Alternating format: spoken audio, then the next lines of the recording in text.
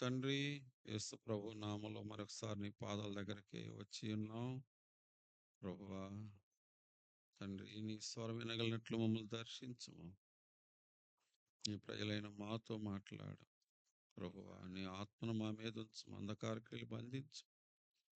నీ ఆత్మను మాకు తోడుగా ఉంచుము. ప్రభువా, నేను బుద్ధి మాకు పుట్టించుము. అపవాదికి చోటు లేకుండా చేయి.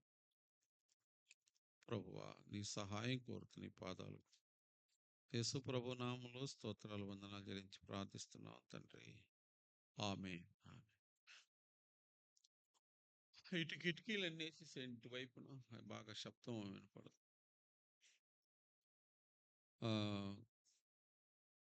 రేపు సోమవారం 26వ తారీఖు మన ప్రియ సహోదరుడు హమ్మింగ్ రాకుండా చూడాలి. మన ప్రియ సహోదరుడు పుష్పరాజు గారి యొక్క ఆదరణ మరియు కృతజ్ఞత కూటం. నేనైతే కృతజ్ఞత కూటం పెట్టమని రాయమని చెప్పాను దాని మీద. ఎందుకు అంటే ఆయన పరలోకం వెళ్ళాడు గనక కృతజ్ఞత దేవా మా తండ్రిని పరలోకం తీసుకెళ్ళదు నీకు వందనాలు అని పెట్టమని చెప్పాను. కాబట్టి 10:30 గంటలకి 10:30 గంటలకు ఇక్కడ ఆటో ఉంటుంది. మంగళగిరిలో కూడా ఆటో ఏర్పాటు చేస్తాం. అందరూ రండి. రేపు సెలవు కాబట్టి తప్పకుండా అందరూ రావాలని ప్రేమతో మనం చేస్తున్నాం. రేపు 10:30 స్టార్ట్ అవుతుంది. ఈ కూటానికి అందరూ కాలం ఇస్తున్నాం. తర్వాత 27వ తారీఖున మెల్లిపూడిలో మీటింగ్ స్టార్ట్. 27, 28, 29 ఈ 3 దినాలు. వచ్చే వారం మంగళవారం, బుధవారం, గురువారం. సహోదరులు వరకు మరి మంగళవారం సాయంకాలం వెళ్ళొస్తాం. సహోదరులు అందరూ కూడా మంగళవారం ఉదయం మంగళగిరిలో ఇక్కడ కొప్పరవర్లో ఆటోలు ఏర్పాటు చేస్తా. మంగళవారం ఉదయం క్షమించండి బుధవారం ఉదయం, బుధవారం సాయంత్రం, అలాగే గురువారం ఉదయం, గురువారం సాయంత్రం 28, 29 తారీఖుల్లో ఈ 2 డేట్లలో వెంకటరత్నం అన్న ఉంటాడు. ఉదయం సాయంత్రం అందరూ కూడా రమ్మని ప్రేమతో ఆహ్వానిస్తున్నాం. మన సంఘాలన్నింటిలో కూడా ఆటోలు ఏర్పాటు చేస్తాం. వాళ్ళు వెల్లింపూడి నుంచి, అలాగే గుండెమేడ, అలాగే ఇక్కడ నిడమర్ నుంచి వాళ్ళు విస్తారంగా వచ్చి ఉన్నారు. సహవాసం అన్ని ఈ ప్లేస్ నుంచి వచ్చారు. దేవుని మహాకృప ఏంటంటే చాలా సంఘాల్లో వాళ్ళు మీటింగ్ ఏర్పాటు చేసి చాలా నేషనల్, ఇంటర్నేషనల్ సేవకులు పిలుస్తారు. కానీ అక్కడ చాలా కొద్ది మంది ఉంటారు. కారణం ఏంటంటే వాళ్ళ సంఘం అక్కడ ఉన్న వాళ్ళే హాజరవుతారు. దేవుడు మనకిచ్చిన భాగ్యం ఏమిటంటే సహవాసం ఇచ్చాడు. ఇప్పుడు పాలనలు, జాన్సన్, అలాగే శిబిరం, అట్లాగే తాళాపాలెం, అలాగే ఉదండ్రాయపాలెం సేవకులు, ఇంకా కొంతమంది సేవకులు వాళ్ళ యొక్క సంఘాల నుంచి విస్తారంగా వచ్చి ఉన్నారు. అలాగున దేవుడు ఈ యొక్క సహవాసంలో మనమంతా కలుసుకుంటూ వాక్యం విని ప్రభువులో మనం ఎదుగుతూ ఉంటాం. ఇది మీరు గమనించండి. మీరందరూ తప్పకుండా వెల్లింపూడి మీటింగ్స్కి రావాలని ప్రేమతో ఆహ్వానిస్తున్నా. ఆ తర్వాత నియమ కూడికలు యథామామూలుగానే ఉంటాయి. బుధవారం అక్కడ ఉంటాం, గురువారం శుక్రవారం ఇక్కడ విజ్ఞాపన కూడిక, శనివారం పాటు కూడిక మన కలిగి ఈ జరిగిన పరిచర్య ఈ యొక్క పరిశుద్ధ సమాజ కూడికలు బట్టి దేవునికి స్తోత్రాలు చెల్లిస్తున్నాం.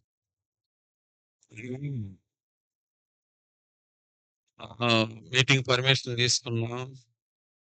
ప్రతి విషయంలో కూడా దేవుడు జ్ఞానం ఇస్తూ నడిపిస్తా ఉన్నాడు. మైక్ గూడా నేను చెప్పాను. హ్మ్. పాటలు వినేటప్పుడు గందరగోళంగా వాళ్ళ ఫోన్‌లు మాట్లాడేటప్పుడు వాళ్ళకి ఫోన్‌లకి ఆటంకం కలగకుండా తక్కువలో పెట్టమని జెప్పాను పైన. ఇక ప్రజలు అలవాటు పడే కొద్దీ కొంత చిన్న తెలివితేటలు ఉపయోగించాలండి. మీరు శనివారంకి 2 పాయింట్లు, ఆదివారానికి 2 పాయింట్లు పెంచాం. ప్రజలు మెల్లిగా అలవాటు పడ్డారు గదా! కొంచెం జాగ్రత్తగా వాళ్ళకి అలవాటు చేసేటట్టుగా చేసాము. ఓహ్! మనకి ఇబ్బంది లేదులే మన ఫోన్‌లు పనిచేస్తున్నాయి అంటే ఇంతకుముందు బాగా ఫుల్ సౌండ్ పెట్టేవాళ్ళు. వాళ్ళకక్కడ కోపమొస్తే వాళ్ళకెక్కడ కోపమొస్తదంటే వాళ్ళ ఫోన్‌లు ఎదుటోళ్ళతో మాట్లాడటానికి ఇబ్బందయినప్పుడు, వాళ్ళు టీవీలు చూసేటప్పుడు మొన్నేడో దాంట్లో యూట్యూబ్‌లో ఇచ్చాడు. వరదలొచ్చినాయి. దాదాపు నడుముల లోతు నీళ్లొచ్చినాయి. అయితే వాళ్ళు కుర్చీల మీద పెద్ద పెద్ద డబుల్ కాట్ మంచాల మీద కూర్చొని నడుము లోతులో కిందుండేవాళ్ళండి కొంచెం. ఆ! కూర్చొని టీవీ మాత్రం పెట్టుకొని కింద కామెంట్ ఏం రాశారంటే, "ఏది లేకపోయినా పర్వాలేదు. వరదలొచ్చినా పర్వాలేదు. ఇది పని చేస్తే చాలని" పెట్టాడన్నమాట. అంతేగా వాళ్ళకి టీవీకి ఆటంకం లేకుండా ఉంటే ఫోన్‌లకి, టీవీలకి ఆటంకం లేకుండా మన జోలికి రారు. అది ఆహ్, కాబట్టి పర్మిషన్ తీసుకున్నాం. దేవుడు కృప చూపుతూ వచ్చాడు. స్వామి అన్నని నేను కలిసినప్పుడు ఆయన చెప్పారు. నేను 30 సంవత్సరాల తర్వాత పర్మిషన్ తీసుకున్నానంటే నేను ఒక మీటింగ్‌కెళ్ళిన సోదరుడా నేను అలాగ చెప్పాను. పర్మిషన్ తీసుకోండి అని చెప్పాను. ఎవడన్నా మన దగ్గరకొచ్చి తన్నాడు. తీరా 300 మంది బజరంగ దళ్ వాళ్ళొచ్చి కూర్చున్నారంట. మీటింగ్ 3 రోజులు జరగనీయలేదు వాళ్ళు. అయితే ఇట్లా దేవుడు మన యందు కృప చూపి జరిగించిన ఈ పరిచయను బట్టి దేవునికి స్తోత్రాలు. మీరు ప్రార్థించండి స్వామి అని అడిగాను.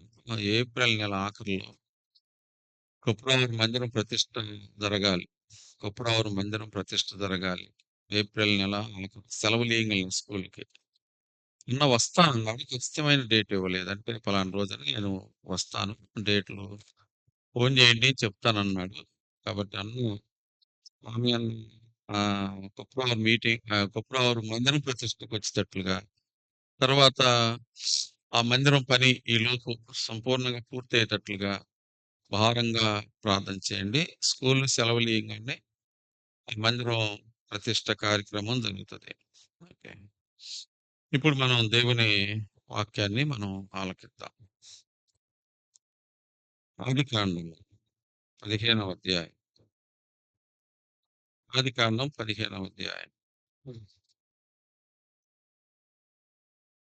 ఆదికాండము 15వ అధ్యాయం.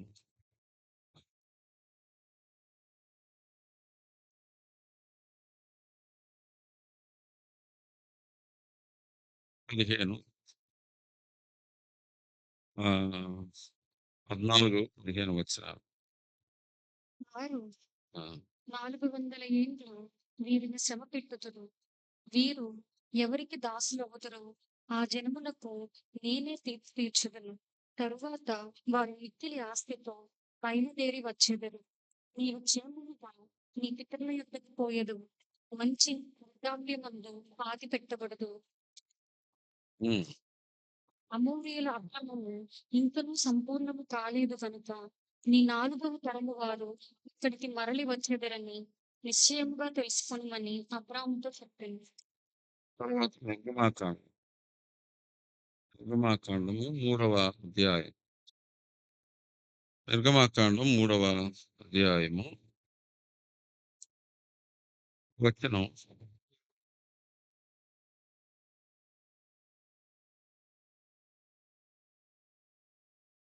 7వ 8వ వచనం చూడండి. కాబట్టి ఆ! ఐగుప్తీయుల చేతిలో నుండి 8. 8వ వచనం. 3, 8 కాబట్టి ఐగుప్తుల చేతిలో చదువు అది కరెక్ట్. హ్మ్. కాబట్టి ఐగుప్తీయుల చేతిలో నుండి వారిని విడిపించుటకును ఆ దేశములో నుండి విశాలమైన మంచి దేశములకు అనగా కానానీయులకు, హిత్తీయులకు, అమోరీయులకు, పెరిజ్జీయులకు హివ్వీయులకు, ఎబూసీయులకు నివాస స్థానమై పాలు తేనెలు ప్రవహించు దేశమునకు వారిని నడిపించుటకు దిగి వచ్చి ఉన్నాను. అది అక్కడ 15వ అధ్యాయంలో చదివిన అదేంటంటే, నేను 4వ తరం వారిని నేను మళ్ళా కానానుకు తీసుకొని వస్తాను. పాలు తేనెలు ప్రవహించే దేశానికి తీసుకొని వస్తాను. ఐగుప్తు దేశంలో 400 సంవత్సరాలు వాళ్ళు దాసులుగా ఉంటారు. ఆ తర్వాత నేను వీరిని ఇక్కడికి తీసుకొని వస్తాను. 400 సంవత్సరాలు అయిన తర్వాత హోరేబు పర్వతం మీద దేవుడు మోషేకు ప్రత్యక్షమై, నేను నీ పుత్రుడైన అబ్రాహాము, ఇస్సాకు, యాకోబు దేవుడను, సజీవుడైన దేవుడను. నేను ఐగుప్తులో ఉన్న నా ప్రజల ఇశ్రాయేలును నిన్ను విడిపించి పాలు తేనెలు ప్రవహించు దేశమైన కానానుకు తీసుకొని వచ్చుటకు నేను దిగి వచ్చి ఉన్నాను. నీవు నాకు సాధనముగా ఉండాలని మోషేతో పలికెను. ఇది నేను ఎందుకు చెప్తున్నాను అంటే, దేవుడు మోషేతో దేవుడు ఏం చెప్తున్నాడు? అబ్రాహాముతో దేవుడు ఏం చెప్తున్నాడు? నేను వారిని ఐగుప్తు దేశములో విడిపించి, ఐగుప్తు దేశములో అనగా భయంకరమైన ఇనుప కొలిమి వంటి ఐగుప్తు దేశం. ఐగుప్తు దేశం బానిసత్వంతో నలిగిపోతున్న ఐగుప్తు దేశంలో విడిపించి, ఇదిగో పాలు తేనెలు ప్రవహించే దేశమైన కానానుకు తీసుకుని వచ్చినాడు. అయితే ఏం జరిగిందో మీకు తెలుసు. ఏం జరిగింది? దేవుని వాక్యములో కొరింథీయులకు రాసిన మొదటి పత్రిక, కొరింథీయులకు రాసిన మొదటి పత్రిక 10వ అధ్యాయము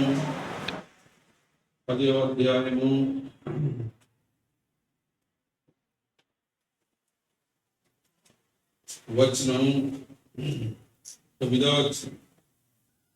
మనము ప్రభువును శోధింపకయుండి, వారిలో కొందరు శోధించి సప్పము వల్ల నశించి, మీరు సనగకుడి, వారిలో కొందరు సనిగి సంహారకుని చేత నశించి. ఏమయ్యారు అంటే, అక్కడ సర్పం వలన నశించి, తర్వాత ఏం జరిగింది? సంహారకుని చేత నశించింది. వాళ్ళందరూ నశించిపోయారు. కానాల్లో ప్రవేశించింది ఎంతమంది అంటే మనకు తెలిసి ఒక 2 అంటారు. అవును, వాళ్ళందరూ నశించిపోయారు. ఎంతమంది నశించిపోయారు అనే మాటకు వచ్చినప్పుడు, అక్కడున్న పురుషులందరూ నశించిపోయారు, స్త్రీలందరూ నశించిపోయారు అనే మాట రోమీయులకు రాసిన పత్రిక, రోమా పత్రిక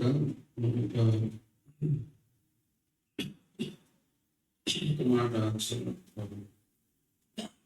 హెబ్రీయులకు రాసిన పత్రిక, హెబ్రీయులకు రాసిన పత్రిక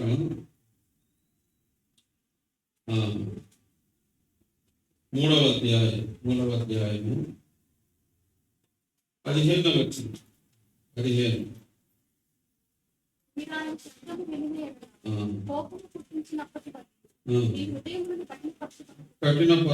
కఠినపరుచుకున్నట్లు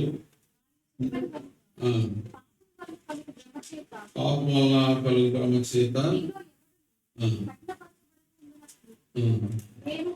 నేడు అనబడు సమయం ఉండగానే ప్రతి దినము ఒకటినప్పుడు ఇదిగో చూడండి 16వ వచనం. విని కోపం పుట్టించిన వారు ఎవరు? మోషే చేత నడిపింపబడి ఐగుప్తుల నుండి బయలుదేరి వచ్చిన వారే కదా. ఎవరి మీద 40 ఏళ్ళు ఆయన కోపగించను? పాపం చేసిన వారి మీద కదా. వారి శవములు అగ్నిలో రాలిపోయాను. తన శ్రాంతిలో ప్రవేశింపని ఎవరిని గురించి ప్రమాణం చేసిన? విధేయులైన వారిని గురించే కదా. కాగా అవిశ్వాసము చేతనే వారు ప్రవేశింపలేకపోయి. వినండి, వారు అవిశ్వాసము చేత ప్రవేశించలేకపోయారు. అవిధేయత చేత రాలిపోయారు, అవిశ్వాసము చేత ప్రవేశించలేకపోయారు. ఇది వింటున్నప్పుడు ఒక మాట మనం పరీక్షించాలి. దేవుడు మనలను పాపం యొక్క బంధకాల నుంచి విడిపించను. రోమపత్రిక 6వ అధ్యాయం. వారు పరలోక దాసులైంది. 6వ అధ్యాయం 17వ వచనం. మీరు ఆ, పాపమునకు దాసులై మీరు ఉండిన పాపమునకు దాసులై ఉంటే, మనం పాపమునకు దాసులమైంది, వారు ఐగుప్తీయులకు దాసులై ఉంటే, మనం 20వ వచనం మీరు పాపమునకు దాసులై ఉంటే అన్నాడు. పాపానికి దాసులమై ఉంటుంది. యోహాను సువార్త 8వ అధ్యాయంలో పాపము చేయి ప్రతివాడు పాపమునకు దాసుడు అన్నాడు. పాపమునకు దాసులమై ఉంటుంది. మరో కంటెను ఐగుప్తీయుల కంటెను పాపం ఎంతో బలమైంది. పాపం మానవుడిని ఈడ్చుకోదు. పిల్లరా, దేనికైనా అడ్వర్టైజ్మెంట్ ఉంటుంది. బార్ షాప్ దగ్గర అడ్వర్టైజ్మెంట్, హోటల్స్ అన్ని బ్రహ్మాండం తయారు చేస్తారు. బార్ షాప్ దగ్గర ఒక ఉంటుంది, ఎక్కట్లా పాపమునకు దాసులైంటిది అన్నాడు. మీరు పాపమునకు దాసు. నంబూరులో సంగీత నాటకం వేస్తారు, మొన్న అడ్వర్టైజ్మెంట్ చేశారు కదా నంబూరులో. ఏమిటది అంటే పవిత్ర యేసు హృదయాలయం అనే పేజీ మీద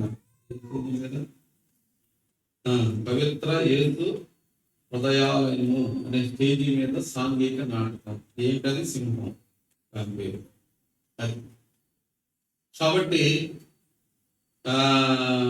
పాపమునకు దాసులు దానికి ఒకసారి అక్కడ చెప్పుకుంటే మనం ఏమో 4 రోజుల ముందే చూసిన పత్రికలు ఇచ్చాం, బ్యానర్లు ఫోన్లు అంటారు. ఒకసారి అక్కడ చెవులు పట్టించాలి, వాళ్ళు గుర్తులు పాపమునకు ఈడ్చుకొని పోబడుతున్నారు మానవుడు. పాపానికి దాసులై ఉన్నారు. స్వస్థావని తెలిసిన తాగులు మానలేని వారు ఇలాగున పాపమునకు దాసులైంది అన్నమాట. అయితే దేవుడు మహాకృప చేత పాపమునకు దాసులమైన మనలను ఎఫెసీయులకు రాసిన పత్రిక 2వ అధ్యాయం 1వ వచనం చూడండి. 2 మీ అపరాధముల చేతను పాపముల చేతను మీరు చచ్చిన వారై ఉండగా ఆయన మిమ్మల్ని క్రీస్తుతో కూడా బ్రతికించును. క్రీస్తు కూడా బ్రతికించును అనే మాట. 4వ వచనంలో ఆయనను దేవుడు కరుణా సంపన్నుడై ఉండి మనము మన అపరాధముల చేత చచ్చిన వారమై ఉన్నప్పుడు సైతము మన ఎడల చూపిన తన మహాకృప చేత ఆయన మనల్ని క్రీస్తులో కూడా రక్షించును అనే మాట. యేసు ప్రభులో మనల్ని రక్షించెను, యేసు ప్రభులో మనల్ని పిలిచెను, యేసు ప్రభులో మనల్ని ఏర్పరచును. గమనించండి, యోనాతాను దావీదు యొద్దకు పిలువబడ్డాడు. యోనాతాను 9వ అధ్యాయంలో 2వ సమూయేలు 9వ అధ్యాయంలో దావీదు యొద్దకు పిలువబడ్డాడు. పిలువబడినప్పుడు ఎలా చెప్తానండి, యోనాతాను ఎవరిలో నుంచి చూసాను సేవకుడు అంటున్నాడు. మఫీబోషెతును ఎవరిలో నుంచి చూసాను? సౌల్లో నుంచా దావీదు యోనాతానులో నుంచా? సౌల్లో నుంచి అయితే సావుకే శత్రువే. ఎవరిని బట్టి? యోనాతాను బట్టి. అలాగే మన ప్రభువైన యేసుక్రీస్తులో తండ్రి అయిన దేవుడు మనం చూస్తున్నాడు కాబట్టి మనం వాళ్ళ దగ్గర కూర్చోగలుగుతున్నాం. సౌలు బట్టి అయితే చంపబడాల్సి. అలాగే ఫిలోమోను పత్రిక రాస్తూ పౌలు అన్నాడు, ఫిలోమోను వనస్సీము నీకు బానిస అన్న మాట వాస్తవమే, దొంగిలించిన మాట వాస్తవమే, నీకు పిడి చేసిన మాట వాస్తవమే, నాలో ఫిలోమోను కూడా అతన్ని బానిసగా కాక సహోదరుడుగా స్నేహితులుగా భావించాలి. నన్ను బట్టి అన్నాడు. ప్రభువైన యేసుక్రీస్తును బట్టి మనం క్షమించబడుతున్నాం. మనల్ని తండ్రి అయిన దేవుడు పాపులమైన మనలను యేసుక్రీస్తులో చూస్తున్నాడు కనుక ఆయన మనల్ని అంగీకరిస్తున్నాడు. ఇలాగ రక్షించబడిన మనము పరలోకం వెళ్ళాల్సింది, కానీ ఎందుకున్నాం? ఐగుప్తు దేశం నుంచి విడుదల పొందిన ఇశ్రాయేలు కానానుకు వెళ్ళవలసి ఉన్నది. తీసుకెళ్తాడు, దేవుడు తీసుకెళ్తానని చెప్పాడు, కానీ రాలిపోయాడు. ఏమి దురదృష్టం? ఎందుకని? అలాగే మనం పరలోకం తీసుకెళ్తానని చెప్పిన దేవుడు తీసుకెళ్ళడానికి ఆయన తన పరిశుద్ధాత్మను ఇచ్చాడు. రక్షించబడిన వారికి యేసు ప్రభువు తండ్రి దగ్గర మన వరకు జ్ఞాపం చేస్తున్నాడు. ఆయన తన వాక్యాన్ని సమృద్ధిగా మనకు అనుగ్రహించాడు.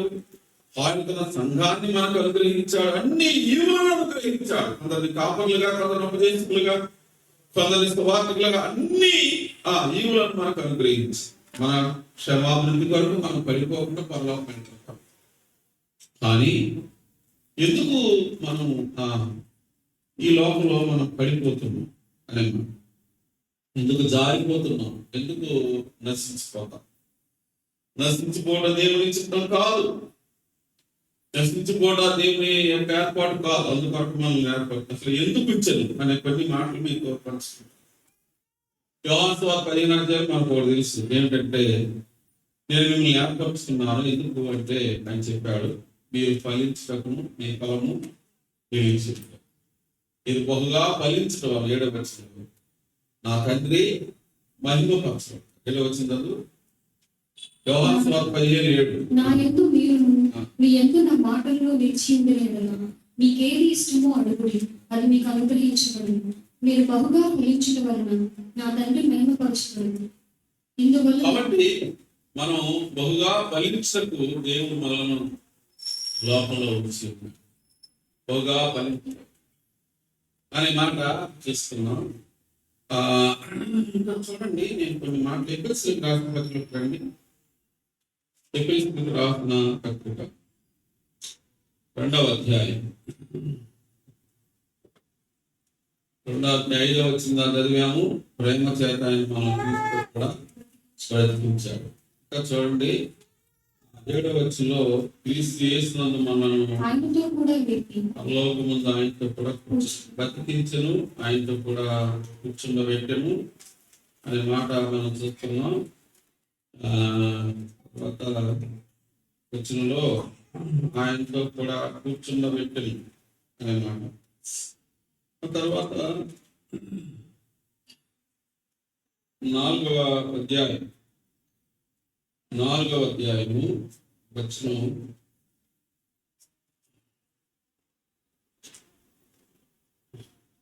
15వ వచనం 15 4:15 ఎఫెసీ పత్రిక 4:15 ప్రేమ కలిగి సత్యము చెప్పుచు క్రీస్తువలే ఉండుటకు అది మనల్ని లేపి మనల్ని బ్రతికించి మనల్ని లేపి పరలోకమందు ఆయనతో కూడా కూర్చుండబెట్టి ఆ తర్వాత ఆయన ఎందుకు కూర్చున్న ఈ భూమి మీద అంటే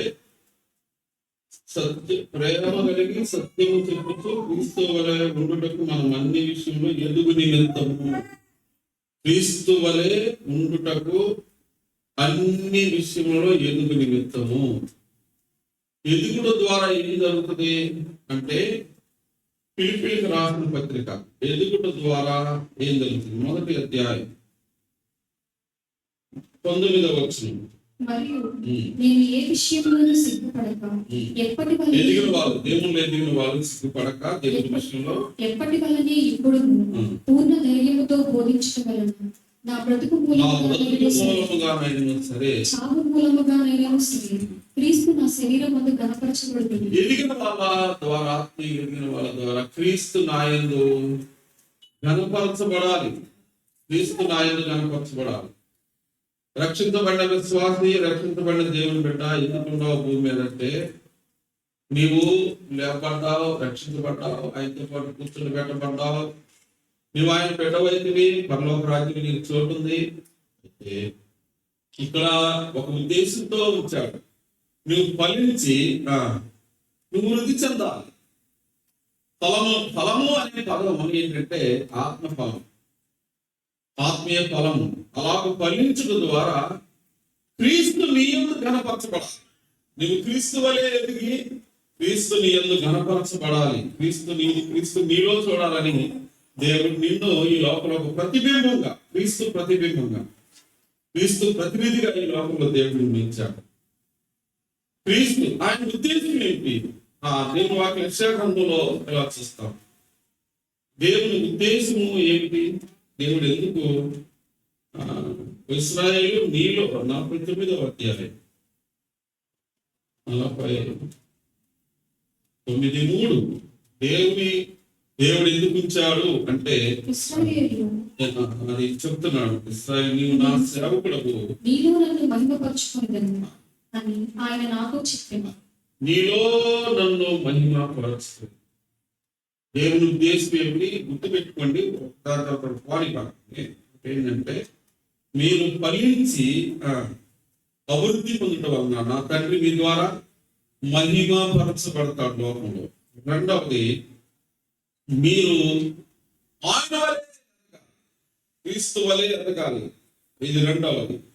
క్రీస్తు వలె ఎదుగుట ద్వారా మీలో నన్ను లోకం చూస్తారు. మీలో నన్ను లోకం చూస్తారు. మీలో నన్ను చూస్తారు. లోకం అర్థమైంది మీకు?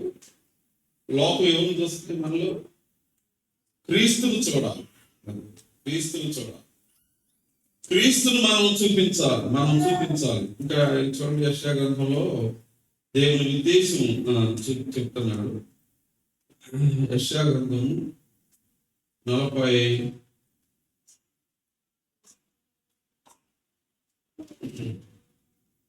దేవుని ఉద్దేశాన్ని ఆయన బయలుపరుస్తాడు. నేనే దేవుడను 12వ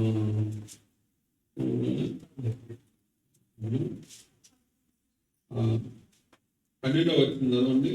ప్రకటించేవాడు నేనే, రక్షించిన వాడను నేనే, దాన్ని గ్రహింపజేసిన వాడను నేనే.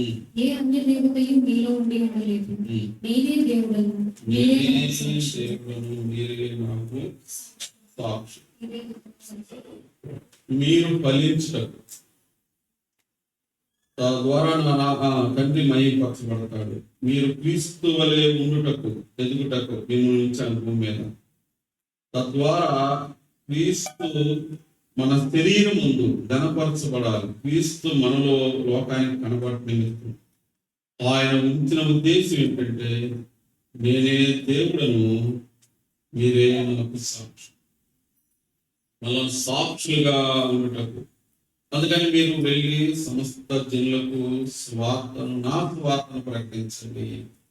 అప్పుడు నమ్మి బాప్తిసం పొందిన వాళ్ళు రక్షించబడను, నమ్మని వారికి మీరు నాకు ప్రతినిధులుగా ఉండండి. ఇప్పుడు వినండి, ఇక్కడ చెప్తాను, మీకు అర్థమయ్యేటట్టు చెప్తాను.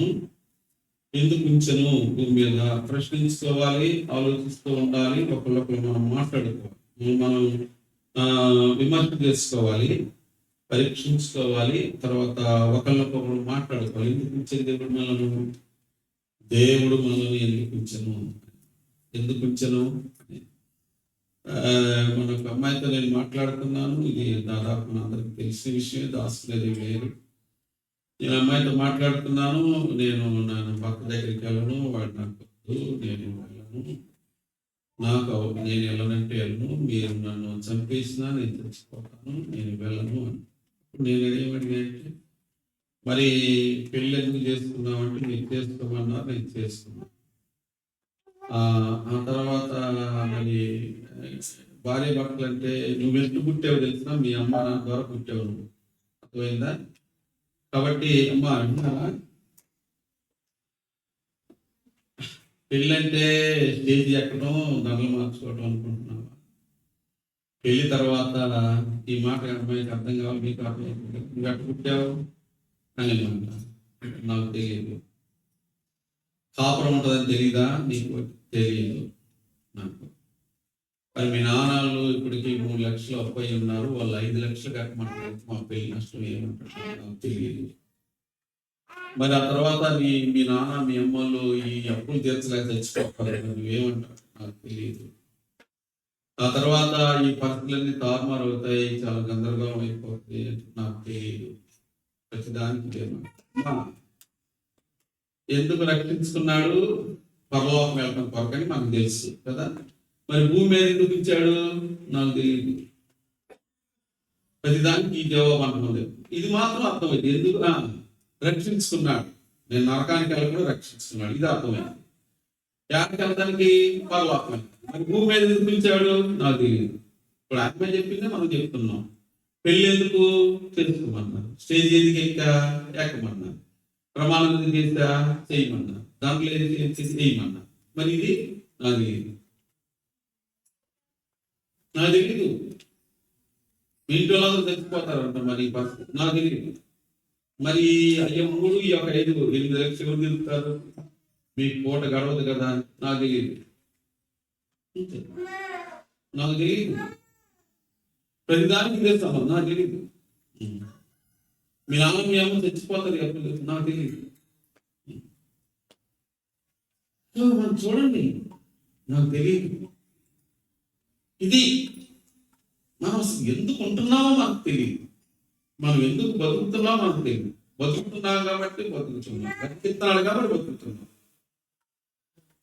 ప్రార్థన ఆదివారం ప్రార్థన రావాలి బతుకుతున్నాం, మధ్యలో కూడికి రావాలి మీటింగ్లు, ఎందుకంటే మీటింగ్లు కాబట్టి వస్తున్నాం. ఇంకంతే. ఎందుకనేది తెలియదు, జవాబు ఉండదు, సమాధానం ఉండదు, ఇంకంతే.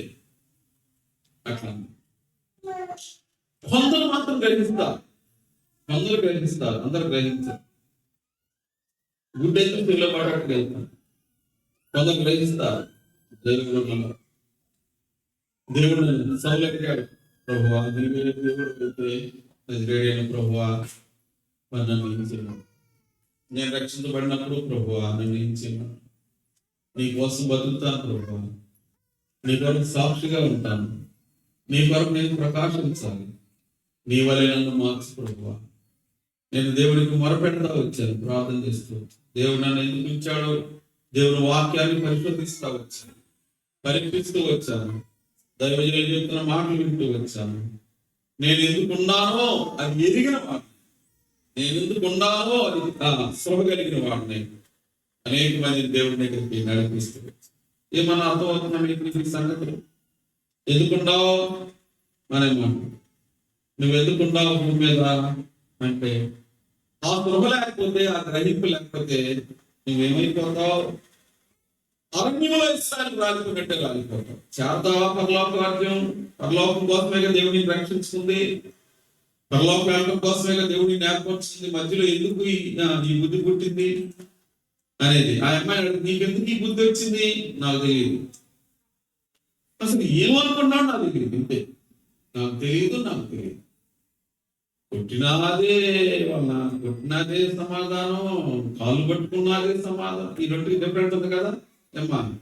కాలు పట్టుకున్నా అదే సమాధానం, కొట్టినా అదే సమాధానం. నాకు తెలియదు. అమ్మా చాలా మంది ఉన్నారు వాళ్ళు, ఏమో ఎందుకున్నాను నాకు తెలియదు. బతికినా కాబట్టి బతుకుతున్నా, ప్రాణం పెట్టారు కాబట్టి వస్తున్నా, ఇది తెలియదు. ఇట్లా యాజువల్ వెళ్ళిపోతుంది జీవితం, ఏం సోహలేదు తెలియదు. కాబట్టి దేవుడు ఎందుకు పిలిచను? ప్రభువుని అడగండి, ప్రభువా నన్ను ఎందుకు పిలిచావు, నన్ను ఏం చేయమంటావు, నన్ను ఏం చేయమంటావు ప్రభువా, నన్ను వాడుకో ప్రభువా, అనేకులకు ఆశీర్వాదకరంగా చేయి ప్రభువా, అనేకులను రక్షించినట్లు చేయి ప్రభువా అని ప్రార్థన చేయాలి. ఈ వాక్యాలు ఇట్లా చెప్తున్నప్పుడు మీరు గ్రహించాలని నేను ఎంతగానో కోరుతున్నాను. కొంతమందికి ఏంటంటే చాలా ముచ్చట్లుగా కథలుగా దేవుడు మీకు అన్ని అనుగ్రహిస్తాడు అంటే కలిసి సంతోషిస్తాను. నేను మీకు ఒక విషయం చెప్తాను.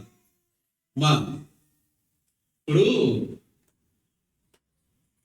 పిల్లలకి యవనస్తులకి మీకైనా సరే, మీరైనా సరే ఒక మాట అడుగుతాను, మీరు ఖచ్చితంగా చెప్పాలి. ఓరకట్టా ఉంటుంది కాదు. నోటి నిండా పంచదార ఎత్తే ముఖం ఎట్టుంటది, నోటి నిండా మునగాకు ఎత్తే అట్టుంది తినమని. రెప్పలు అదే నుంచి మునగాకు నోట్లో పెట్టి తినంటే ఎట్టుంటది ముఖం అంటున్నా? ముఖం ఎట్టుంటది? భలే ఇబ్బంది అంటుంటా. నోటి నిండా పంచదార పోతే ఏం ఆనందంగా ఉంటుందో ముఖం. సత్యం చెప్పేటప్పుడు, వాక్య సత్యం చెప్పేటప్పుడు మునగాకు తిన్నట్టుగా, అబద్ధం అసత్యం కథలో ఇక నీకు ఏదేదో చెప్తా ఉంటాయి మాయ మాటలో. నీకు ఎక్కడుంటుందంటే చెప్పండి, పంచదార తిన్నట్టు. ఒక మాట చెప్తానండి, మునగాకు తిన్నవాడు ఆరోగ్యవంతులు అవుతాడు, పంచదార తిని అది ఏమవుతుంది? విషం అవుతుంది. అది విషయంగా మారుతుంది చివరికి, నీకు నీ ప్రాణానికి తీసుకొస్తాను. నిజమైన స్నేహితుడు గర్భించును, నిజమైన స్నేహితుడు అవసరమైతే ఒక దెబ్బేస్తాడు అన్నది. కానీ మోసకరమైన స్నేహితుడు అనేక ముద్దులు పెట్టుకుంటారు. కానీ ప్రియులారా, సత్యము చెప్పుచున్నాడు అలా మీరు ఎందుకు నన్ను కొట్టాలనుకుంటున్నారు? ఎందుకు అన్నాడు. నేను అబద్ధం మాట్లాడలేదు, నేను సత్యమే చెప్తున్నాను. నేను సత్యము చెప్పడం వలన మీరు ఎందుకు నన్ను ఇలా అంటున్నారు అన్నాడు. కాబట్టి దేవుని వాక్యము అనేది సత్యము. కానీ కొంతమందికి అబద్ధం బహుతీగా ఉంటుంది, సత్యము మొలగాకులాగా యాపాకులాగా ఉంటుంది. కానీ ఇది ఆరోగ్యం, కానీ అది క్షీణింపజేస్తుంది, నిన్ను చంపేస్తుంది. దేవుని వాక్యాన్ని మనం గ్రహించి ఎందుకుండావు అని మాట. ఎందుకుండాను భూమి మీద అని, ఎందుకు ఈ భూమి మీద దేవుడు నిన్ను ఉంచాడు అంటే నువ్వు అడగాలి, దేవా నన్ను ఎందుకు ఉంచావు? నన్ను నిలబెట్టు ప్రభువా నీ కోసం. మరి మన ఒక సేవకుడు చెప్తున్నాడు, నేను చనిపోయి క్రీస్తుతో కూడా ఉండాలని నాకు ఆశ ఉంది. బ్రతుకుటైతే క్రీస్తు కొరకు, ఆత్మరక్షణ కొరకు, సావైతే లాభం. చనిపోయి పరలోకి వెళ్ళాలని ఆశ లేని ప్రార్థనకు వచ్చే వాళ్ళందరూ భక్తులు కానే కాదు. ఎప్పుడు బతకాలి ఇంకా బతకాలని ఆశ లేని వాళ్ళు భక్తులు కాదు. అసలు వాళ్ళకి భక్తి లేదు, వాళ్ళు నరకానికి వెళ్ళి. చూడండి, మనం అందరం ఎంత ఆడపడతాం బతకడానికి, పరలోకం వెళ్ళడానికి. ఏది ఆడపడతాం?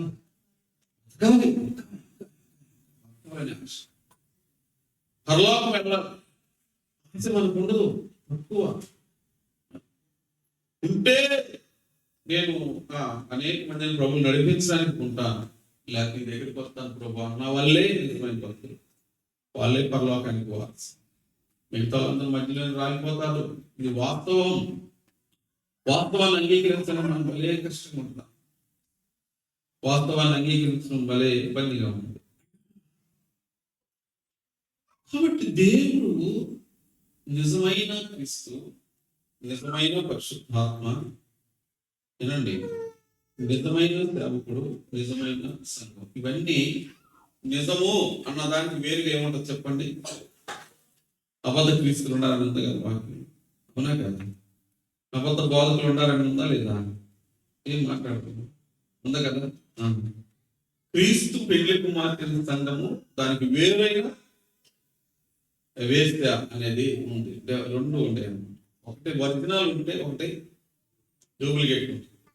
వెంటనే తయారవుతుంది అన్నమాట. ఒరిజినల్ తయారైందంటే వెంటనే డూప్లికేట్ తయారవుతుంది. సాతాను ఈ డూప్లికేట్ ని అదే పోలికలో తయారు చేసుకుంటాడు. ఇక్కడ నేను ఒక వాక్యాన్ని మీకు చూపిస్తానండి, అది మీకు అర్థమవుతుంది అని నేను అనుకుంటున్నాను. ఒక నిజమైన క్రీస్తు యేసు ప్రభువారు, ఆయన నువ్వు ఎవరిని వెంబడిస్తున్నావు? నిజమైన యేసు ప్రభువునేనా అనే మాట. అంటే నేను చెప్పడానికి సమయం లేదు, కానీ నేను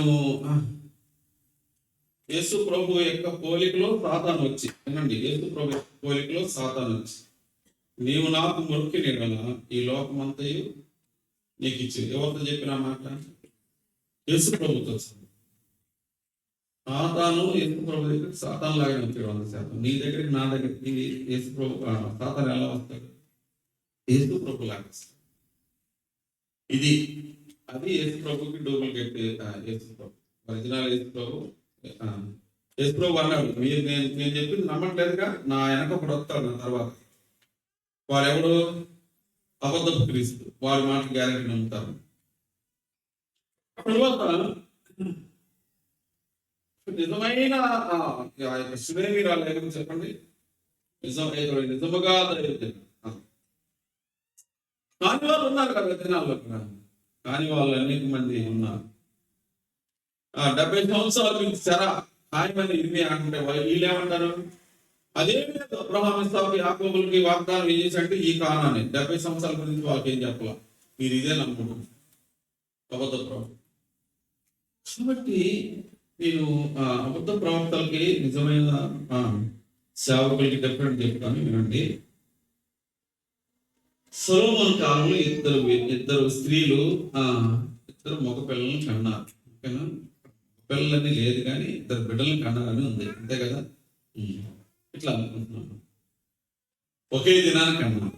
ఒక ఆమె ఏం చేసింది, అటు ఇటు పొర్లుతూ తన బిడ్డ మీద పడింది. ఏమైంది? బిడ్డ చనిపోయింది.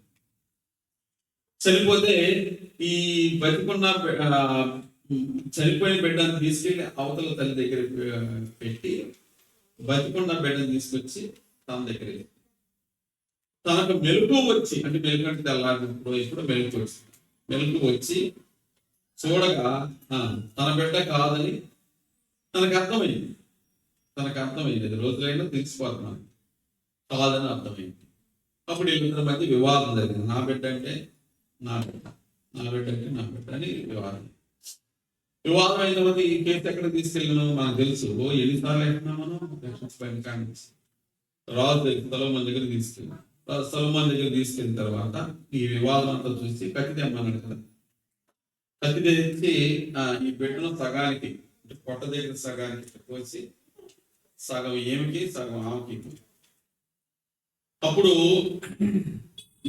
ఏమన్నా చెప్పండి, ఇది తీసుకొచ్చి తన పక్కలో వేసుకున్నామా ఏమంది?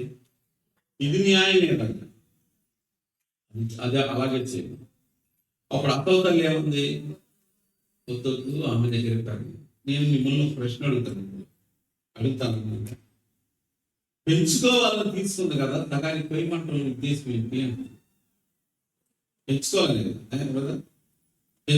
కదా, పెంచుకోవాలనే లేకపోతే చంపాలనే? పెంచుకోవాలని తీసుకుంది. మరి ఇప్పుడు సగానికి ఎందుకు పోయమంటుంది? నిజమైన దైవజన్ యొక్క ఉద్దేశం ఏంటంటే ఆ బిడ్డను పెరగని, అబద్ధపు వాళ్ళు చెప్పేది ఏంటంటే సగానికి చేసేసి, అంటే పెరిగితే మా దగ్గర పెరుగుతారు, తేడా వస్తే తీసేసేయండి, నాకు వచ్చే నష్టమేమీ లేదు. కానీ నిజమైన పౌలు అంటాడు చూడండి దేవుని వాక్యంలో, దశలోనికి రాసిన మొదటి దశలోనికి రాసిన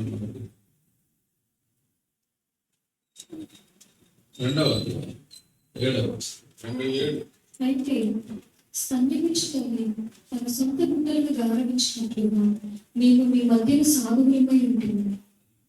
చూడండి, ఒక దైవజనుడు పలుకుతున్న మాట. దశలోనికులు అందరు విగ్రహారాధికులు, ప్రభువుకి పౌలు వాళ్ళని చెప్పాడు. వాళ్ళందరూ ఒక సంఘంగా కూడుకుంటూ వచ్చింది. వారికి లెటర్ రాస్తూ అన్నాడు, స్తన్నించు తల్లి తన సొంత బిడ్డలను.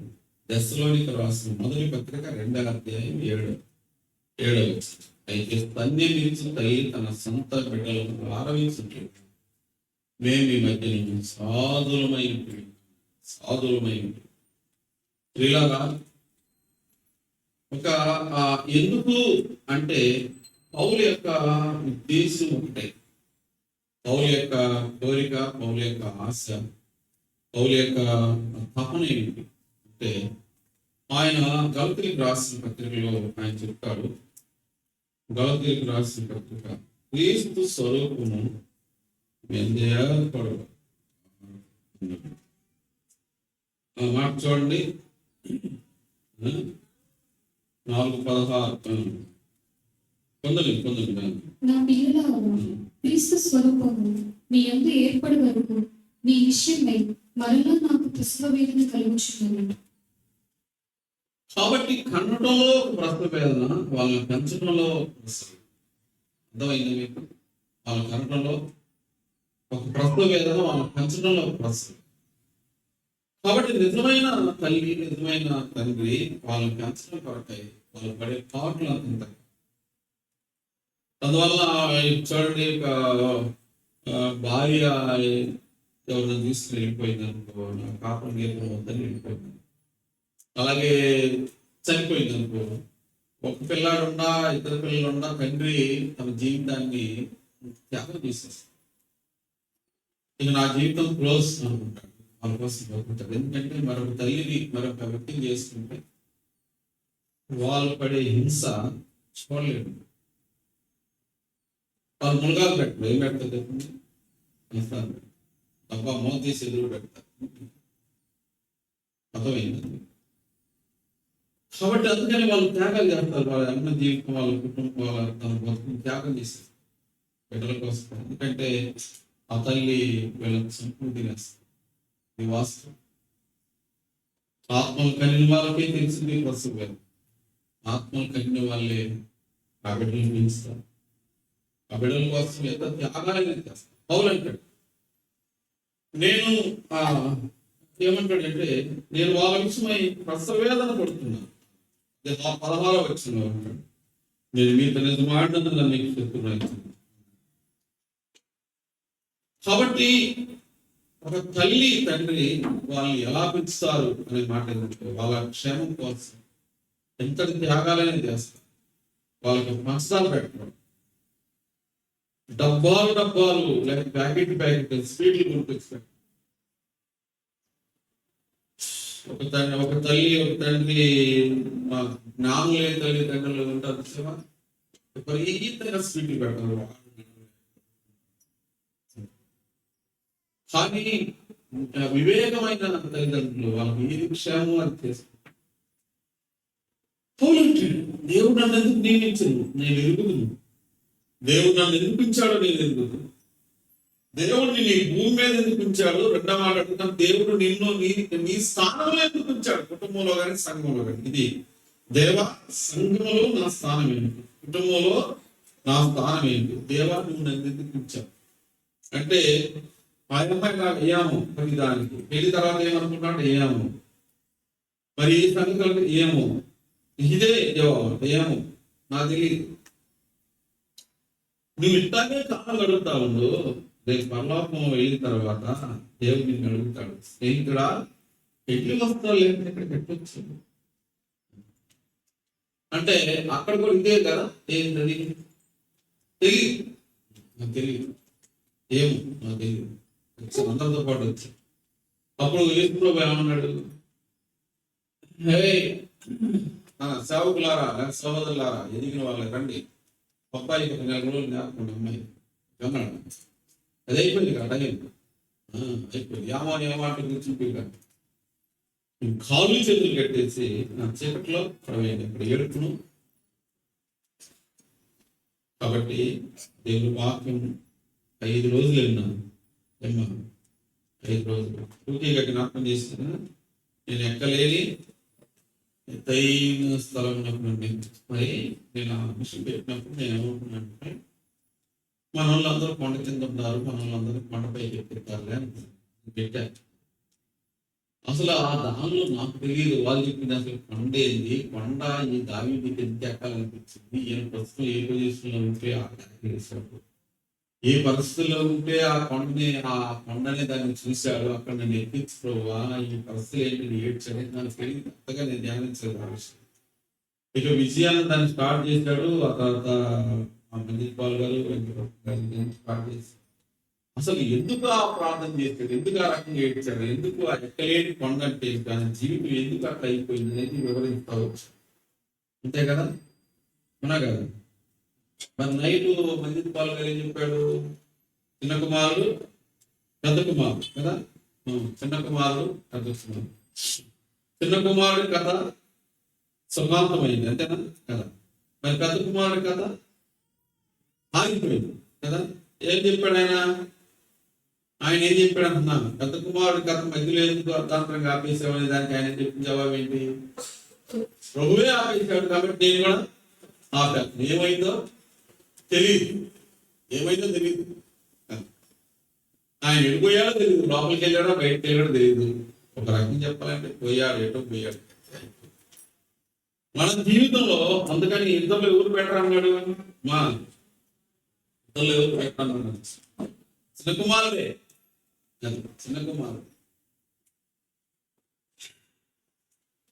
మనం చిన్న కుమారులు బెటర్ కదా, మన కదా. చిన్న కుమారులు చాలా మన జీవితంలో నేను చాలాసార్లు కూర్చొని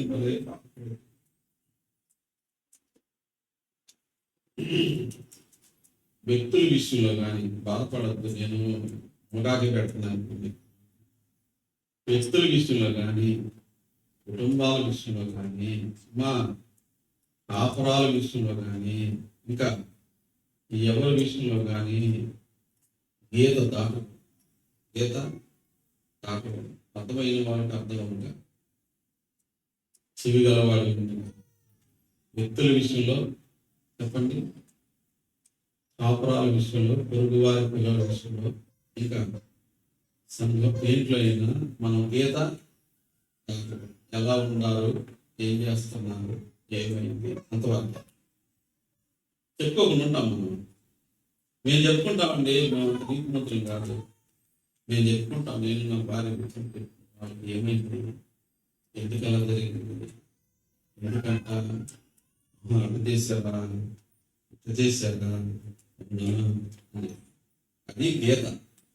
గీత దాటం అంటే ఏం తెలిసిన మనం దొరబడతాం. మనం దొరబడి గీత దాటి ఏదో ఒకటి ఏదో ఒకటి చేయమంటే చెప్పండి. గీత దాటి అడిగేస్తే అంటే డిఫరెంట్ మాట. మళ్ళీ కట్టడము, కట్టడం, సమాధానపరచడం, అది వేరు. అది మనకు మొన్న శాస్త్రుడు చెప్తున్నాను, భలే నచ్చింది అన్నమాట. వింటున్నారా? సమాధానపరచువారు ధన్యులు, వారు దేవుని కుమారులు అనబడదు అనే మాట ఆయన చెప్పాడు. ఇదిగో ఇద్దరు భార్య భర్తలు ఇద్దరు సమాధానపరచడం, అక్క చెల్లెలు సమాధానపరచడం, ఆ ఇంట్లో వీళ్ళంట్లో సమాధానపరచడం, వాళ్ళ సమాధానపరచడం వల్ల దేవుని కుమారులు వారు అన్నాడు. అది ప్రెసిడెంట్ చేస్తాడు, చెప్పండి, ఊళ్ళో పెద్దలు చేస్తారు, అవునా? మేధావులు అందరూ చేస్తారు ఆ పని. వాళ్ళు దేవుని కుమారులు కాదన్నాడు. మరి ఎవరు దేవుని కుమారు సమాధానపరచడం అంటే ఏంటి అంటే నేను చెప్పాను, సమాధానపరచడం అంటే మనము దేవునికి శత్రువులమై ఉండగా, మనము దేవునికి శత్రువులమై ఉండగా దైవోక్తకు పాత్రమైన మానవులను రక్షించబడిన దేవుని బిడ్డ ఏం చేయాలి చెప్పండి? దేవునితో సమాధానపరచాలి. ఇది ముందు చెప్పిన మాట ఊళ్ళో పెద్దలు చేద్దాం చేయాల, మరి వాళ్ళు దేవుని కుమారులు అవుతారా? అవరు కదా. మనం ఈ పని చేయాలి. ఎందుకున్నా మనం అని మాకు మళ్ళీ నేను ఇక్కడికి వస్తున్నాను. ఎందుకున్నా అర్థమవుతుందా? ఎందుకున్నా అంటే దేవునితో సమాధానం. కొరింథీయులకు రాసిన 2వ పత్రిక 5వ అధ్యాయం. కొరింథీయులకు రాసిన 2వ పత్రిక 5వ అధ్యాయం.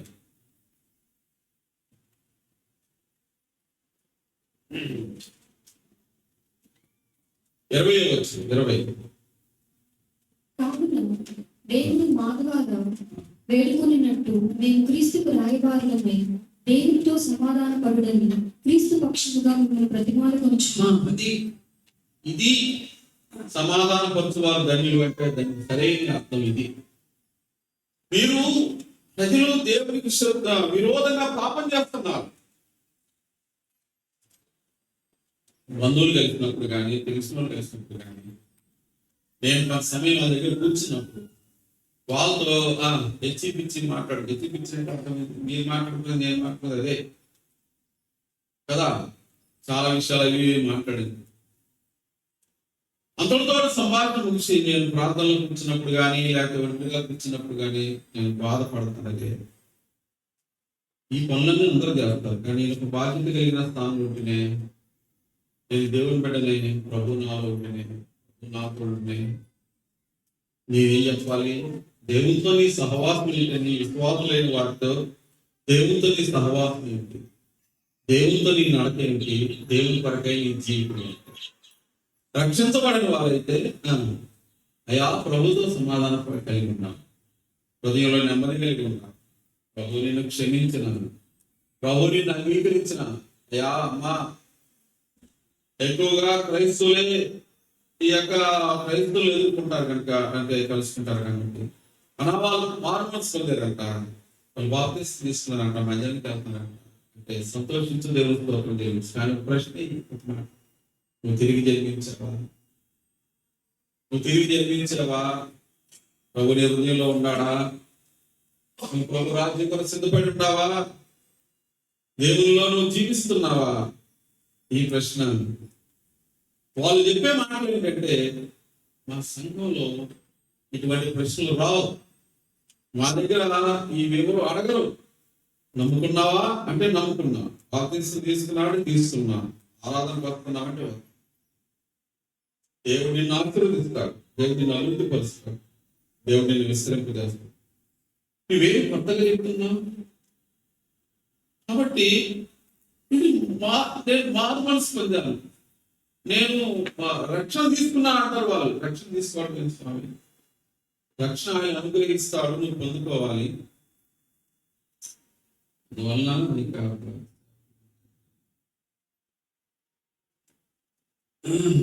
వాక్యము నిన్ను బంధిస్తే కథ నిన్ను చిక్కులో పెట్టిద్దాము. కథ నిన్ను చిక్కులో పెట్టిద్దాము. కథ చెప్పాలని సేవకులు వాక్యం చెప్పాలని చెప్తూ కథ నిన్ను చిక్కించుద్ది, వాక్యం నిన్ను బంధించుద్ది. బలిస్తాను చెప్పాడు. కథ చిక్కించుద్దని నేను చెవులు పెట్టుకుంటాము. నాకు ఆయన చెప్పకముందే వాక్యం ఒకసారి వెళ్ళిపోయింది. మీకు వెళ్ళిందో లేదు చెప్పండి? కథ చిక్కించుద్ది ఒక వ్యక్తి, వాక్యము బంధిస్తుంది. చెప్పండి, ఆయన చెప్తూ ఉండగానే వెళ్ళిపోయాడు, ఒకసారి వెళ్ళిపోయాడు. ఒక ఆయన దగ్గరికి వెళ్ళిపోయాను. ఎక్కలేని ఎత్తే కొండ ఇది కూడా. దావీదు ఎవరు అన్నారు కదా వ్యక్తిగా, దావీదు ఎవరు కథ చెప్పింది? ఎవరు? నాదాను కదా. ఓ శ్రద్ధగా చెప్తున్నాడు. ఆయనే దాంట్లో చిక్కుంటాడు ఆ సంగతి ఆయన తెలియలేదు. శ్రద్ధగా వింటున్నాడు అనమాట. అట్టెట్టా అన్నాడు. అట్టెట్టా దానికి నాలుగు గొర్రెలు ఇవ్వాలి వాడు మరణానికి. ఆ కథ నీదే అన్నాడు కదా, నా కథ నీదే అన్నాడు. కాబట్టి కథ చెప్పినా అదే. దైవజనుడు పిల్లలు దేవునితో తిప్పి దేవునితో నడిపించాలనుకున్నప్పుడు ఆ కథ కూడా అందుకోసం. కాబట్టి మనం దేవుని కొరకైన ఆసక్తి, దేవుని కొరకైన ఇప్పుడు నేను ముగిస్తున్నాను ఎందుకుండాం అనేది నా విషయం. ఏమో ఎందుకుండాం అంటే ఏమో తెలియదు, నేను దాని గురించి పట్టించుకోలేదు. నా పిల్ల చెప్పిందే, నా తర్వాత ఏంటంటే నేను పట్టించుకోలేదు, దాని గురించి నాకు తెలియదు, నన్ను అడగదు. కాబట్టి ఎందుకు నువ్వు దేవుని పెట్టవయ్యావు? పరలోకం దేవుడు చోటిచ్చాడుగా, జీవగ్రంథంలో నీ పేరు రాశాడుగా, నువ్వు వెళ్తావు కదా పరలోకం. మరి ఎందుకున్నావు ఇక్కడ అంటే తెలియదు, ఏమో ఇట్లాగే కాలం గడుపు. రోజు ఖచ్చితంగా నేనంటాను ఇప్పుడు తాటి సేవ కలిగిన తాడు చెప్పి అంటారు. పుష్పరాజు గారే పడి మెట్లోకి వెళ్ళినే ఆ 2 చెట్లు లాంటి వాడు నాది ఏ రోజైనా పడిపోద్ది, అంతే కదా. అంటే నాకు కోరుకుంటే ఏంది మరి, అంతే కదా. ఆడు చెట్లు లాంటి సేవ కలిగిన వాడు మనం మెట్లో పెట్టొచ్చుకుని, అరటి చెట్లు లాంటి, అరటి చెట్టు అంటే ఏ పిల్లలు పడేస్తారు కదా, అరటి చెట్టు లాంటి నాది చెప్పి ఈ రోజుకైనా ఇంక వెళ్ళను కదా, ఇటు వెళ్ళను కదా. మరి అప్పుడు మరి దేవుని దగ్గర నేనేం లెక్క చెప్పాలా? మీ అందరి విషయమే నేను లెక్క చెప్పాలి. మీ లెక్క చిన్నది, నీ లెక్క నువ్వు, మీ కుటుంబం లెక్క నువ్వు చెప్పాలి. మరి నేను ఎందుకు చెప్పాలా? నా గురించి చెప్పాలి. చెప్పండి, నా కుటుంబం గురించి చెప్పాలి, ఇంకా మీ అందరి గురించి చెప్పాలి. అందుకే ఇంత తిప్పలు పడుతున్నాను నేను.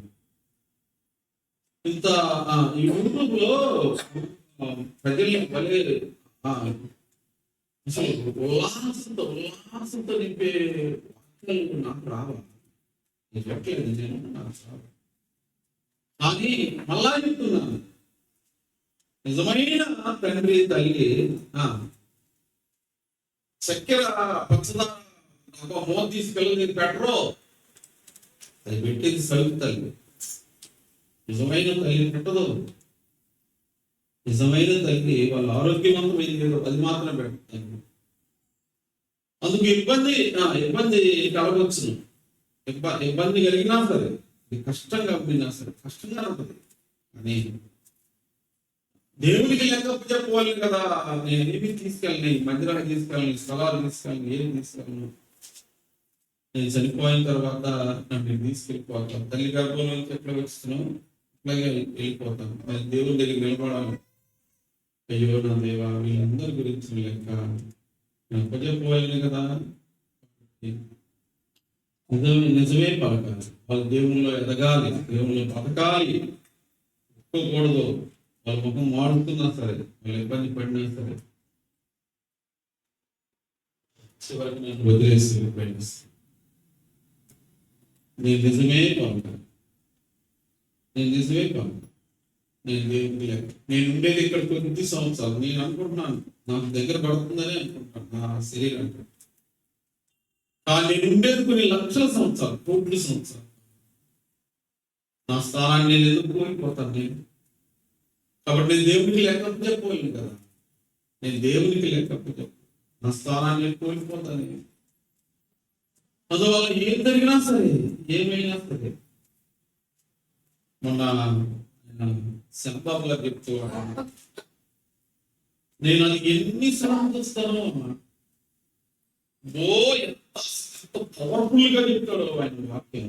ఆయన పెట్టంటే చేపెట్టుకొని దీనంగా సహోదరులారా వింటూ ఇలా వెంకటరత్నం గారు రాసిన బుక్ చదువుతూ నేను ఎంతో ఆలోచించానంటూ ఆయన వరుసగా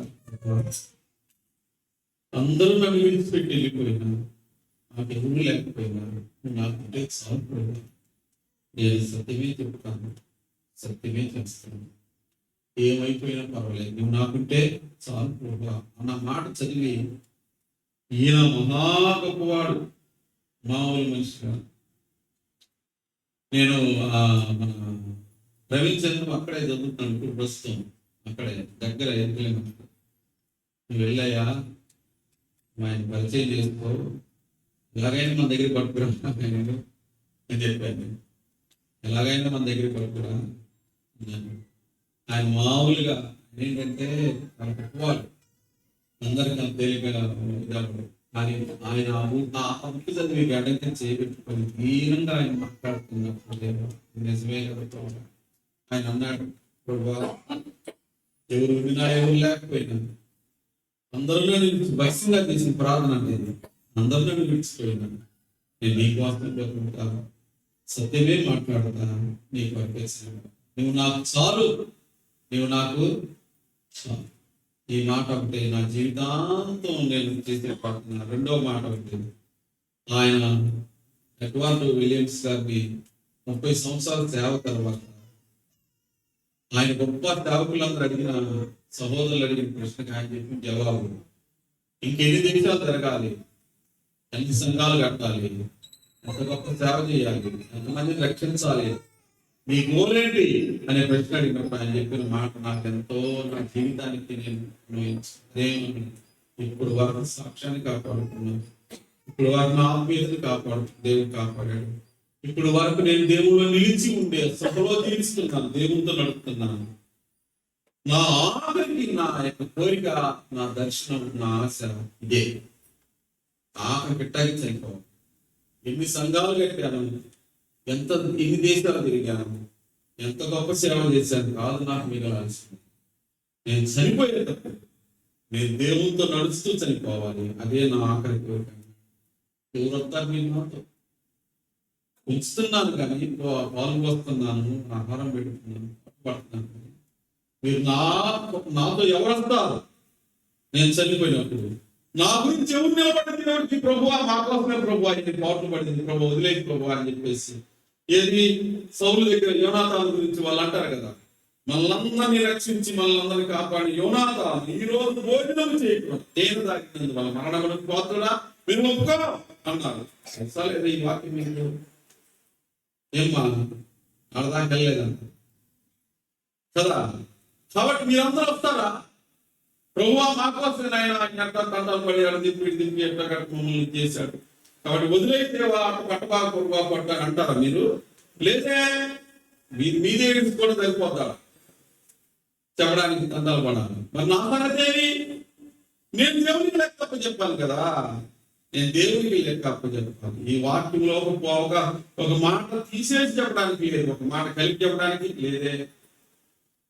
అయ్యో నేను ఎట్లు శాపగ్రస్తున్నావు, నేను దేవుని దగ్గర ఎందుకు నష్టపోతాను? లక్షల సంవత్సరాలు ఇదిగో ఇప్పటికే నడవలేని ఈ శరీరంతో నేను ఎందుకు మీకోసం నేను ఇదైపోవాలని, ఏ రోజు రాలిపోనో తెలియని ఈ శరీరంతో ఎందుకు నేను జనాన్ని మభ్యపెట్టి జనాన్ని మోసేయాలి. కాబట్టి ఏ రోజు ముగించి వెళ్ళును దేవుని యొద్ద నేను లెక్క చెప్పాలి కనుక ప్రభువా, కాలం మారింది, ప్రజలు మారిపోయారు, బోధ మారింది, సేవ మారిపోయింది, పరిస్థితులు మారిపోయింది. మారని దేవా, మార్పు లేని దేవా, మార్పు లేని మారని సేవకులుగా ఈ భూమి మీద బట్టి నేను ఎదుగు రావాలి. నీవు నన్ను అడిగే ప్రతిదానికి కరెక్ట్గా సమాధానం చెప్పాలి. ఏమో నాకు తెలియదు, ఈ కథలు అసలు పనికిరావు, ఎరిగి ఎరిగి ఎరిగి వాక్యమంతా ఎరిగి ఎరిగి ఎరిగి నేను ఎప్పుడు తప్పిపోదును, ఎట్లు నేను ఆ విధంగా నీ దగ్గర నేను నిలబడలేని స్థితిలో ఉంటాను. ఎవరు ఉండినా ఊరిపోయినా, ఎవరు నన్ను నిజమైన దైవజనులు అనుకున్నా, ఎవరు నన్ను శత్రువులు అనుకున్నా, ప్రభువా నువ్వు నాకుంటే గారు చేసిన ప్రార్థనే నేను చేయాలి. ఆయన ఉన్న మాట నాకెంతో బాగా, ఎన్ని సంఘాలు కట్టాను కాదు, ఎంతమందిని సంపాదించాను కాదు, తర్వాత ఎన్ని దేశాలు తిరిగాను కాదు, నా లాస్ట్ కోరిక అన్నాడు. ఇదే సాక్ష్యం, ఇదే ఆత్మీయత, ఇదే నడక, ఇదే జీవితంలో ముగించాలి. చివరికి నా అంతిమ ఆశ అదే అన్నాడు. నా అంతిమ ఆశ అదే. కాబట్టి మళ్ళా నేను అడుగుతున్నాను, నేను ముగిస్తున్నాను. ఎందుకుండావు నువ్వు పరలోకం వెళ్ళాల్సిన వ్యక్తి, ఎందుకుండావు ఇంకా అంటే నీ కుటుంబం కోసం ఆలోచించుకోండి. అనేక మందిని దేవుడి దగ్గర నడిపించడానికి ఉండావు, నువ్వు ఫలించడానికి ఉండావు. నీలో ప్రజలు దేవుణ్ణి చూడాలి, నీలో ప్రజలు దేవుణ్ణి చూడాలి. అందుకోసం ఉండాలి. స్వామి అని చెప్పిన మాట నేను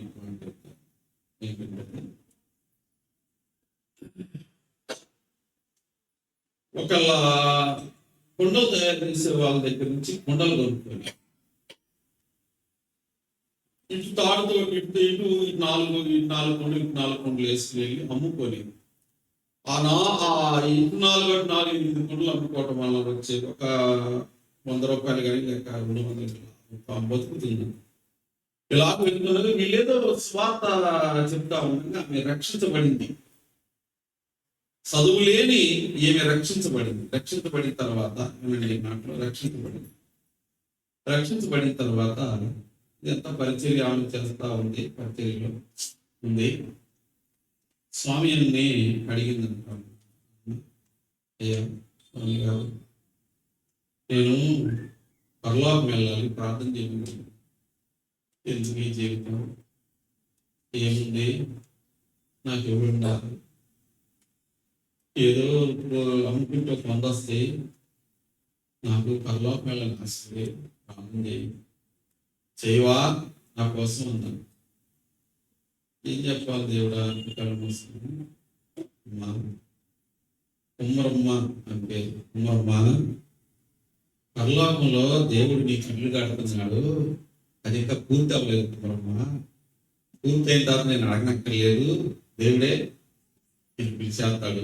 అవునా, అవ్వలేదా అంటే వద్దు, 5 దాకా ఉంటాలే అన్నంట. 5 దాకా ఉంటాలే. తర్వాత ఇంకొక ప్రశ్న ఏంటంటే, మరి మా ఏరియాలో ఉండే వాళ్ళందరూ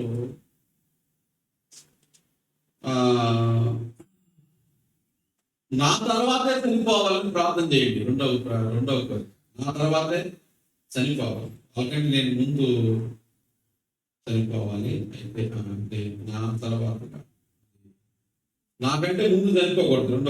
నాకంటే ముందు చనిపోకూడదు. రెండవది, వాళ్ళందరూ రక్షించబడిన తర్వాత నేను చనిపోవాలి. సరే ఉండాలంటున్నావు కదా, నాకు ఇంకొక ఆలోచన వచ్చింది. వాళ్ళందరూ రక్షించబడిన తర్వాత నేను చనిపోవాలి. వాళ్ళలో ఎవరూ రక్షణ పొందకుండా, నేను ఉండే ఏరియాలో వాళ్ళలో ఎవరూ రక్షణ పొందకుండా చనిపోకూడనట్లు ప్రార్థన చేయండి. ఎంత గొప్ప కోరిక చూడండి. వాళ్ళు ఎవరూ చనిపోకూడదు, వాళ్ళందరూ రక్షించబడాలి. అందుకు నన్ను వాడుకోవాలి దేవుడు. అందుకు దేవుడు నన్ను వాడుకోవాలి. మీ అందరికి దండం పెడుతున్నాను. నాకు తట్టుకోలేనంత ఆవేదన.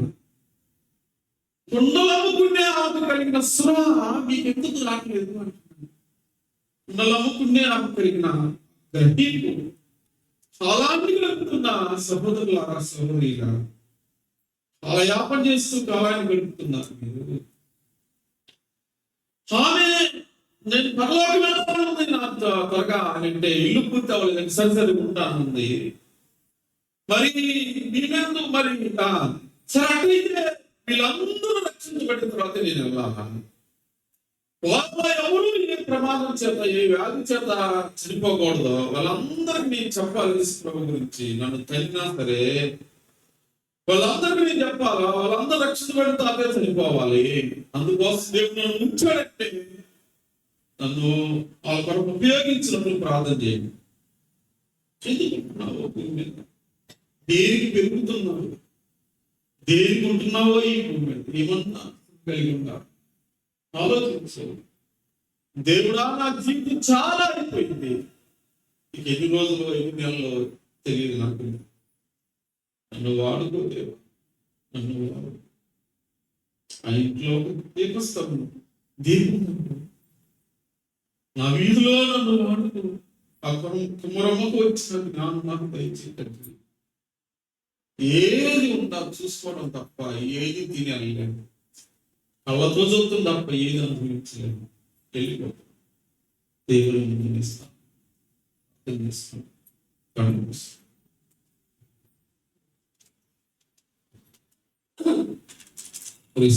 ప్రియమైన సహోదరి, ప్రభు మీతో మాట్లాడుతున్న ఈ మాటలు ఆయన రావడానికి సిద్ధంగా ఉన్నాడేమో. యాకోబు అంటాడు, సహోదరులారా, ప్రభు రాక సమీపమైంది అంటూ అన్నాడు. ఆయన వాకిటి వద్దనే ఉన్నాడు. ప్రభువారు వాకిటి దగ్గరే ఉన్నాడు. వాకిటి దగ్గర అంటే లోపలికి అడుగేయడానికి సిద్ధంగా ఉన్నాడు. కాలాన్ని చూడు, యుద్ధాలను చూడు, కరువులను చూడు, ఈ పోరాటాలను చూడు, ఈ మత కళ్ళలను చూడండి. స్వార్థ బుద్ధిగంతంలో ప్రకటింపబడింది.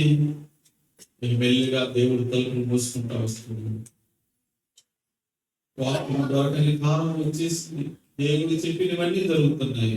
మేల్కోవా, కళ్ళు తెరవా, బాగానే ఉందని కాలం గడుపుతున్నావా? సృహ కలిగి ఉండు, మెలకువగలిగి ఉండు. ఎంత చెప్పినా నీ కాళ్ళు కొట్టుకొని బతికిలాంటినా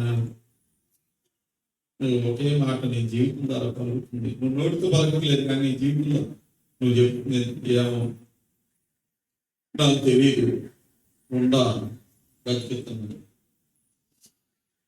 బాగానే బతుకుతున్నానుగా అనే మాటే తప్ప ఎదుర్కొంటాను, ఎదిపించాను. దేవుని దగ్గర నీ లెక్క ఏం చెప్తావు? ఎందుకంత నిర్లక్ష్యం, ఎందుకంత మదమెత్తనం, ఎందుకంత లెక్కలేదు? సత్యాన్ని ఎందుకు అంగీకరించు? దానికి ఎందుకు లేవు? ఎందుకు దేవుడు ఫలించలేదు?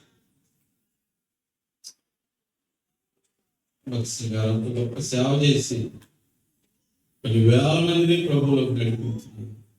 మోకాల మీద ఉంది ప్రభువా, అందరూ నాతో ఉండిన నేను నాతో లేకపోతే నాకు చాలు. ఎవరు లేకపోయినా ఎవరు బిడ్డను విడిచిపోయి నేను నాకుంటే చాలు. భారతదేశం అంతా సేవ చేసిన 75 సంవత్సరాలు వచ్చిన శ్యాంబాబు గారు గడ్డకి చేయబెట్టిన ఆయన ఎప్పుడు అట్లా మాట్లాడతారు. ఆయన ఒక రోషంగా వాక్యం చెప్పుకుంటాడు. నేను ఆ బుక్ చదివినప్పుడు అన్నాడు ఆయన, నాకు అదే తలంపు వచ్చింది. దేశమంతా తిరిగి సేవ చేసి దేశమంతా తిరిగి వెళ్ళింది ఆయన వెళ్ళని రాష్ట్రాలు, ప్రపంచం కూడా వెళ్ళాడు, ప్రపంచం తిరిగాడు. ఆయన గారు ప్రార్థన విన్నప్పుడు నా హృదయం నాలో మండింది. ఏది ఉంటుంది నాతో, ఎవరు వస్తారు నాకు, ఏది మిగులుతున్నాను నువ్వే కదా, చివరకు మిగిలేది నువ్వే కదా, నీవే నా సర్వం నాకు భూమి మీద నువ్వే నాకు పరలోకి వచ్చిన బంగారపు వీధులు వజ్రాలతో కట్టబడిన పట్టణం నేను చూడను ప్రభువా. నీవు నాకు అక్కడ నాకు అక్కడ ఉంటావు. నిన్నే చూస్తాను నా ప్రాణప్రియుడు. నీవే నా సర్వం ప్రభువా. అలాగే మనం ప్రేమించాలి. అలా ప్రభు జీవితం ప్రార్థన చేసుకుని ప్రార్థన చేస్తాడు. అందరూ ప్రార్థన కొద్ది కాలం నేను నాకు అనుగ్రహిస్తాను. 900 సంవత్సరాలు బతికారు వాళ్ళు. 960 సంవత్సరాలు బతికారు. రాను 100 సంవత్సరాలు ఇంకా తక్కువ 50. ఏ రోజు రాలిపోవడము దేవుని దగ్గర నిత్యత్వం యొక్క జవాబు దేవుని దగ్గర